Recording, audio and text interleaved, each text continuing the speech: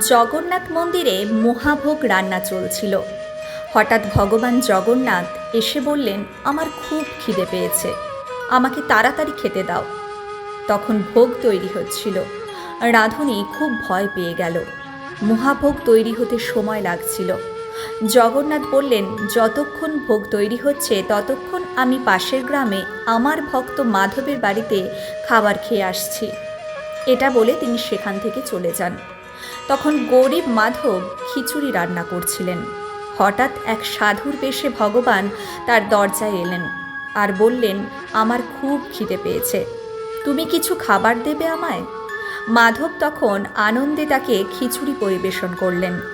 ভগবান তখন তা ভালোবাসার সাথে গ্রহণ করে বললেন, তোমার এই খিচুড়ি আমার মহাভোগের থেকেও প্রিয়। মন্দিরের পূজারী ভোগ নিয়ে আসার সময় দেখলেন ভগবানের ঠোঁটে খিচুড়ির দাগ। সবাই বুঝতে পারলেন ভগবান ভক্তির আস্বাদ গ্রহণ করেন, ভোগের নয়। তাই সবাই বলুন, জয় জগন্নাথ।